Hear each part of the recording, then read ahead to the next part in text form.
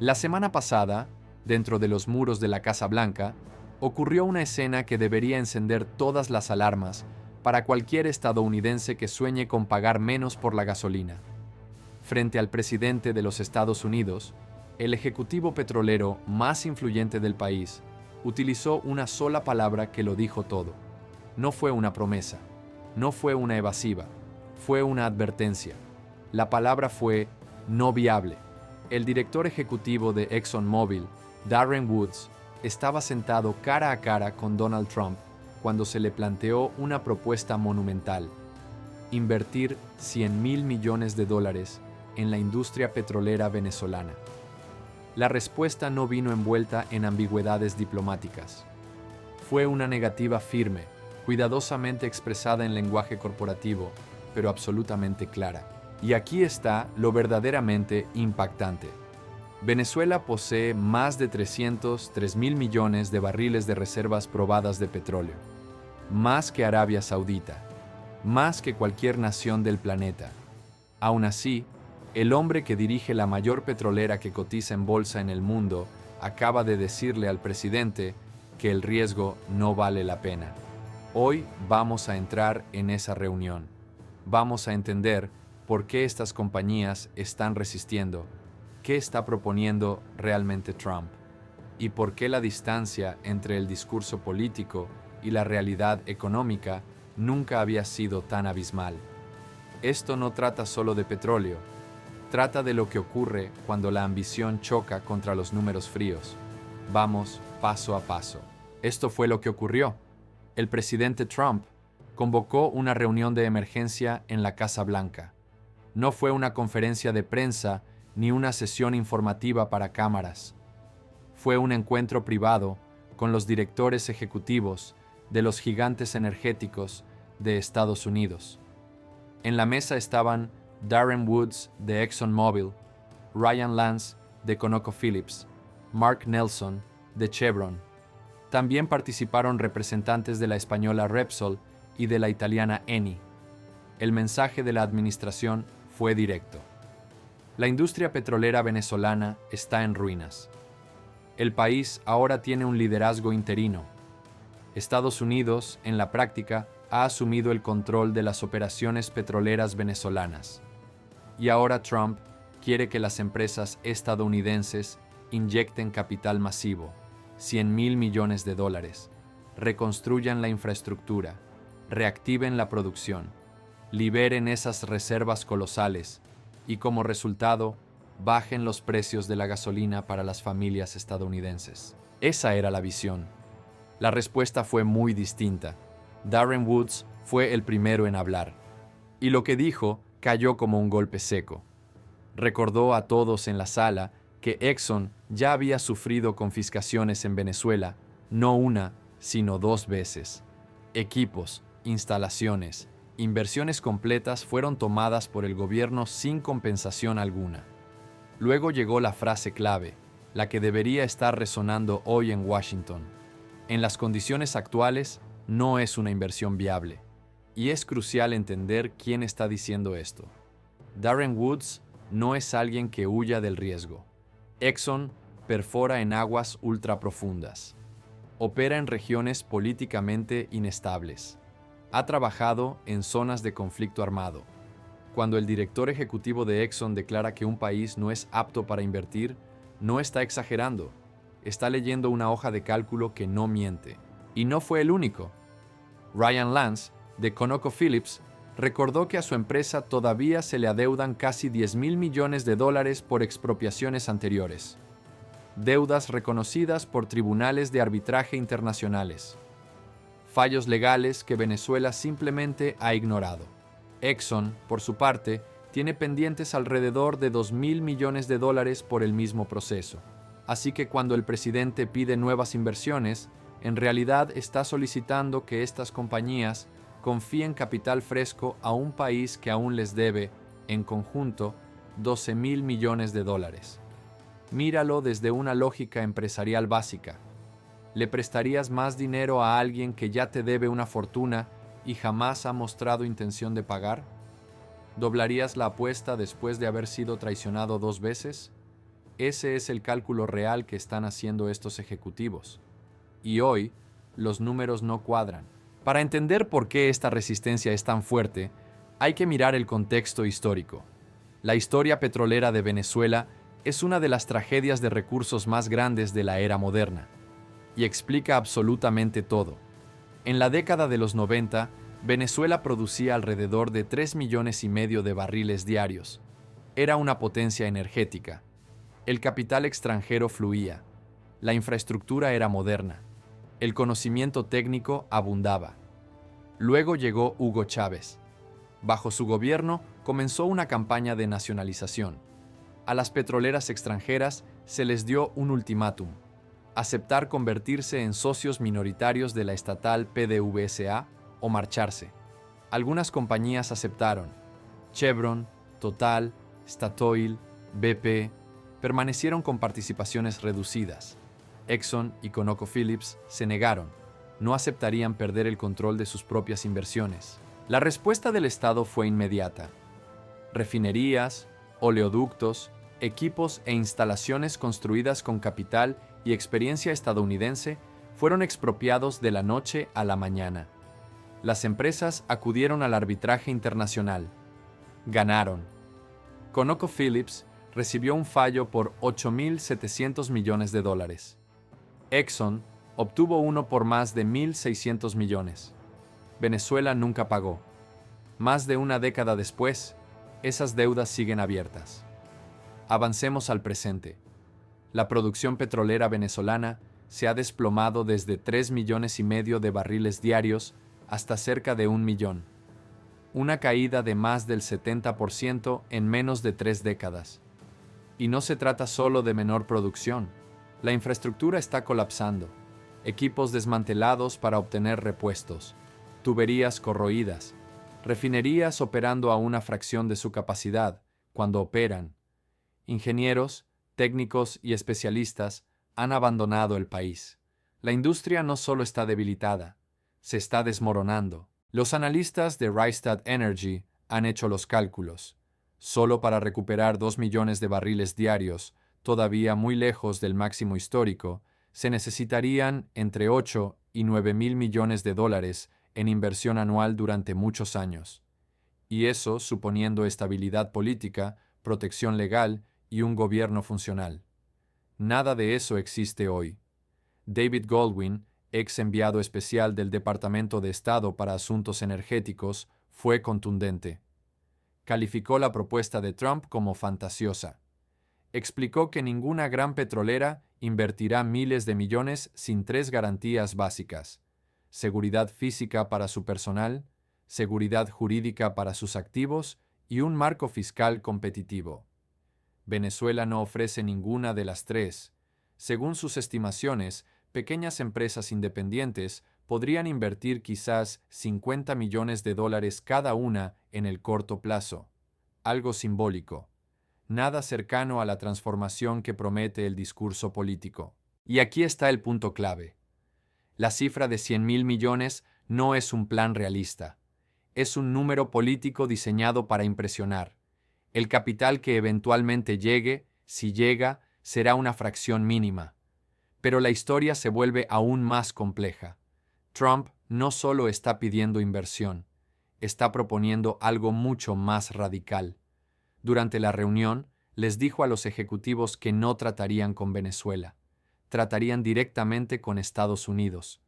En otras palabras, Washington asumiría el control efectivo de los recursos petroleros de otro país. Ya se han incautado petroleros venezolanos. Se están creando mecanismos para vender crudo bajo supervisión estadounidense.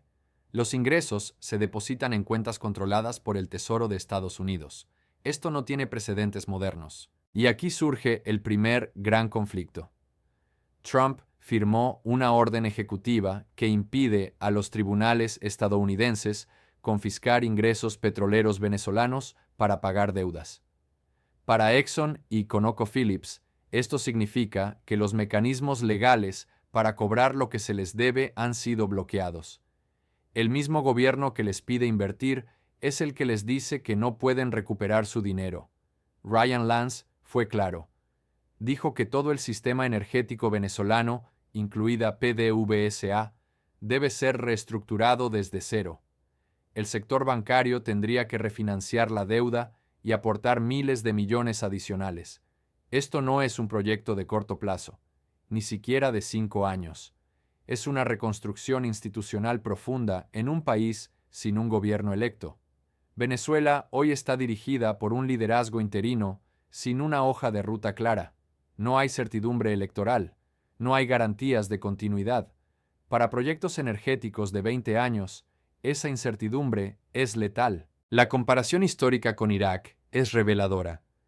Incluso con presencia militar estadounidense y un marco legal más estable, la recuperación petrolera tardó más de una década. Venezuela hoy ofrece condiciones mucho peores. Existe una excepción parcial. Chevron. Nunca se fue. Mantiene operaciones bajo licencias especiales. Tiene infraestructura activa. Por eso puede hablar de aumentos rápidos de producción. Exxon y ConocoPhillips no están en esa posición. Ellos fueron expulsados. Tendrían que reconstruir todo desde cero, sin garantías y sin confianza. Hasta aquí hemos hablado de gobiernos y corporaciones. Ahora llevemos esto al nivel que realmente importa: las personas reales. Porque este choque entre ambición política y realidad económica tiene consecuencias directas. Y es ahí donde esta historia realmente comienza a importar. El presidente Trump afirmó de manera directa que apostar por el petróleo venezolano traería como resultado precios de la energía todavía más bajos para los ciudadanos estadounidenses. Ese fue el argumento central. Esa fue la promesa que se presentó como justificación. Sin embargo, los expertos del sector energético están rechazando con firmeza esa idea. Claudio Galberti, economista jefe de Rystad Energy, lanzó una advertencia clara. Los estadounidenses no deberían esperar que lo que ocurra en Venezuela reduzca el precio del petróleo en el corto plazo. La razón es sencilla. Incluso bajo los escenarios más optimistas, con inversiones máximas, ejecución impecable y estabilidad política total, aumentar de manera significativa la producción venezolana es un proceso que toma años. El deterioro de la infraestructura es demasiado profundo como para permitir soluciones rápidas. Pensemos en una familia estadounidense promedio que destina alrededor de $400 al mes en gasolina y otros gastos energéticos. Escuchan discursos que prometen alivio. Los políticos aseguran que la solución está en camino. Pero el tiempo que tardaría el petróleo venezolano en llegar al mercado estadounidense en volúmenes relevantes no se mide en meses, se mide en años. Y eso suponiendo que todo funcione sin contratiempos. Mientras tanto, los precios del crudo continúan elevados. Además, el énfasis político en Venezuela podría estar desviando la atención de políticas energéticas internas capaces de generar impactos mucho más inmediatos. Cuando se hacen promesas de alivio futuro sin reconocer plazos realistas, se siembra decepción, y esa decepción termina erosionando la confianza en todo el sistema político. Ahora enfoquémonos en los trabajadores estadounidenses. El secretario del Tesoro, Scott Bessent, hizo un comentario revelador durante estas conversaciones. Señaló que la administración podría apoyarse más en compañías petroleras independientes y pequeñas, en lugar de depender de los gigantes del sector. Así lo describió. Las grandes petroleras, con estructuras lentas y juntas directivas complejas, no muestran interés. En cambio, las empresas independientes y operadores individuales, incluso perforadores informales, no han dejado de llamar. Quieren estar en Venezuela desde ayer. Esto sugiere oportunidades laborales para trabajadores petroleros con experiencia que estén dispuestos a operar en entornos internacionales de alto riesgo.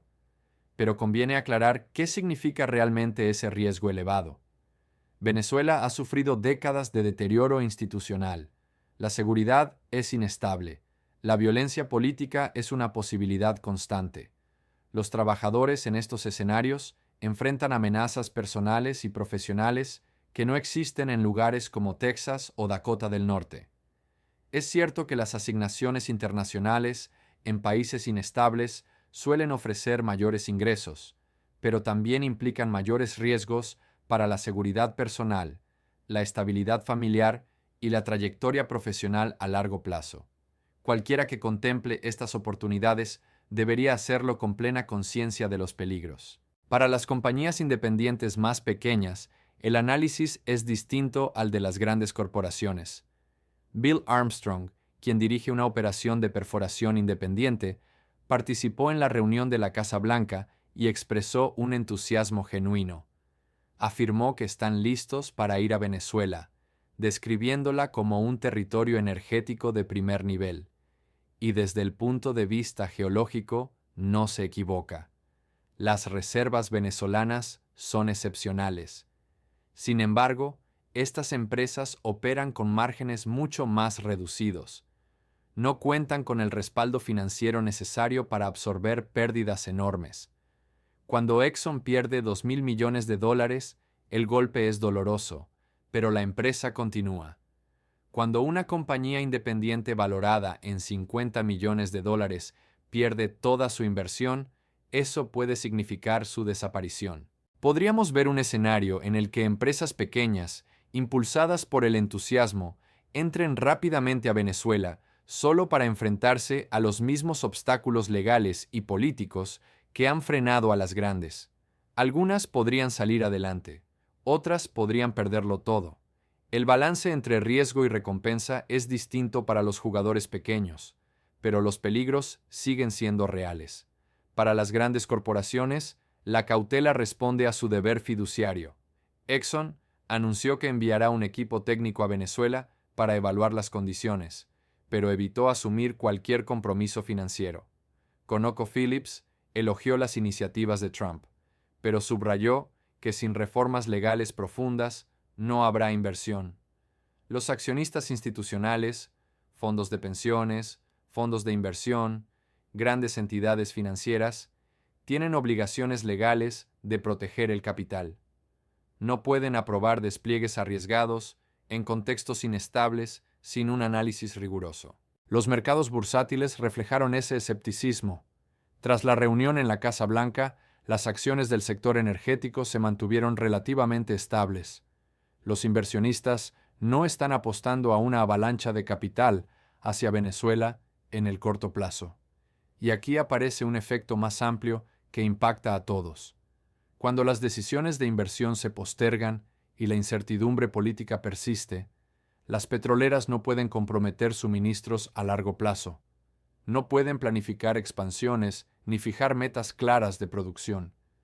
Esa incertidumbre mantiene los mercados energéticos globales más ajustados de lo que estarían en otras condiciones. Y mercados más ajustados significan precios más altos. La ironía es evidente. La inestabilidad política en torno a Venezuela, la misma que Trump intenta resolver, puede estar contribuyendo a los elevados precios de la energía. Veamos ahora qué es lo más probable que ocurra en los próximos meses. Conviene ser prudentes.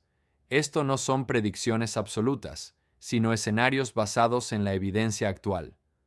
A corto plazo, continuarán las negociaciones entre la administración y las compañías petroleras. La Casa Blanca necesita mostrar avances. Las empresas deben aparentar cooperación sin comprometer capital real. Es probable que compañías independientes anuncien acuerdos preliminares para estudios técnicos en Venezuela. Estos anuncios generarán titulares llamativos. Sin embargo, el capital efectivamente invertido será de apenas algunos millones, no de miles de millones. Chevron probablemente informe aumentos de producción en sus operaciones existentes. La afirmación de Mark Nelson sobre duplicar la producción puede ser optimista, pero cierto crecimiento desde su base actual es plausible. Lo que no veremos son compromisos masivos de capital por parte de Exxon, Shell u otros gigantes. Las condiciones que exigen seguridad jurídica, protección contractual, resolución de deudas pasadas, simplemente no existen y no surgirán rápidamente. Los desafíos legales a la orden ejecutiva de Trump sobre la confiscación de ingresos venezolanos avanzarán en los tribunales federales. ConocoPhillips y Exxon cuentan con sentencias judiciales que reconocen su derecho a cobrar deudas. La pregunta es si el Poder Ejecutivo puede bloquear la ejecución de esas sentencias. Los expertos constitucionales advierten que esto plantea serios conflictos sobre la separación de poderes. Tradicionalmente, son los tribunales, no los presidentes, quienes determinan cómo se hacen cumplir las sentencias. Este litigio podría prolongarse durante años, y cada día que pasa incrementa la incertidumbre. Para los consumidores estadounidenses, la conclusión es clara. Los precios de la gasolina no se verán afectados de manera significativa por el petróleo venezolano en mucho tiempo. Los daños a la infraestructura son demasiado severos. Los obstáculos políticos son demasiado grandes. La inversión necesaria es demasiado elevada para soluciones rápidas. Mirando más adelante, dos escenarios parecen posibles. En el primero, el gobierno interino logra cierta estabilidad. Se implementan reformas legales exigidas por las petroleras. Se anuncian acuerdos preliminares con protecciones contractuales y despliegue gradual de capital. La producción aumenta lentamente durante un periodo de 3 a 5 años. Venezuela eventualmente recupera parte de su papel como productor relevante. Incluso en este escenario optimista, el impacto en los mercados globales tardaría años. En el segundo escenario, la inestabilidad política persiste. La violencia se intensifica. Los marcos legales siguen siendo difusos. Las grandes empresas se mantienen al margen.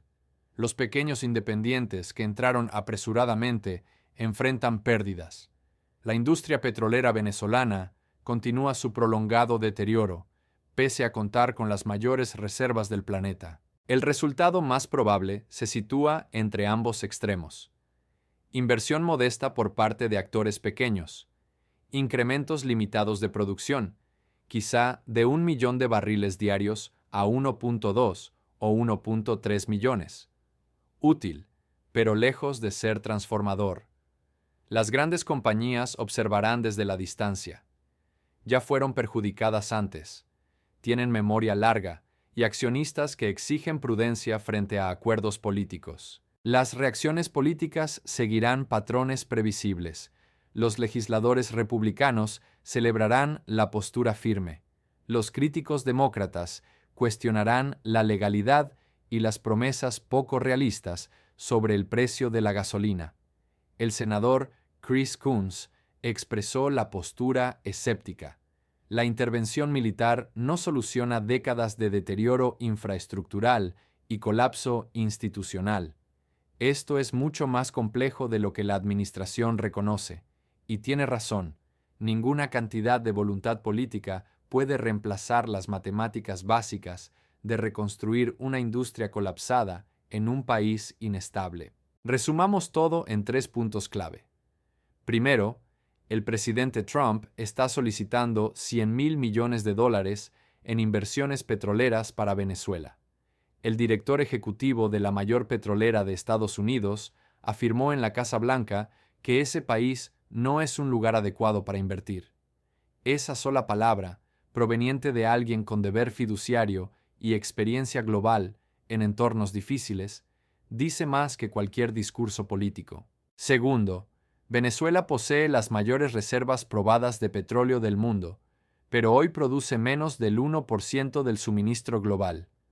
La producción ha caído un 71% desde su máximo histórico. La infraestructura está devastada. El conocimiento técnico se ha perdido. Las estimaciones indican que se necesitarán entre 8 y 9 mil millones de dólares anuales durante años solo para una recuperación parcial. La cifra de 100,000 millones no es ambiciosa. Está desconectada de la realidad operativa. La política no puede reparar oleoductos corroídos ni reemplazar ingenieros que ya no están. Tercero, los consumidores estadounidenses No deberían esperar precios más bajos en el corto plazo gracias al petróleo venezolano. No es pesimismo, es simple aritmética. Incluso en los mejores escenarios, los aumentos significativos de producción toman años. Las promesas actuales crean expectativas imposibles de cumplir en plazos razonables. Cuando el alivio no llega, llega la frustración. La lección va más allá de Venezuela.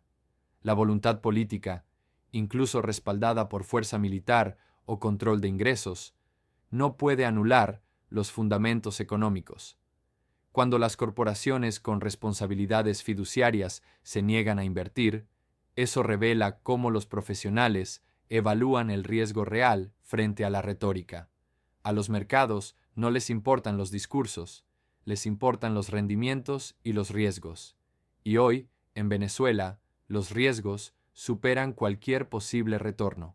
Tengo genuina curiosidad por conocer tu opinión, no desde la política, sino desde la economía. ¿Alguna gran petrolera comprometerá capital serio en Venezuela durante los próximos 12 meses? ¿O veremos años de espera cautelosa mientras los políticos prometen y los mercados dudan? Si trabajas en el sector energético o has operado en entornos políticamente inestables, tu perspectiva puede aportar mucho a este debate. Déjalo en los comentarios. Para quienes observan, esta brecha entre promesas políticas y realidad del mercado se repite constantemente en las noticias económicas. Si buscas análisis que eliminen el ruido y expliquen cómo funcionan realmente estas situaciones, considera suscribirte. Seguiré de cerca la historia del petróleo venezolano. Cuando haya algo relevante que analizar, te lo traeré. Gracias por tu tiempo. Nos vemos en la próxima.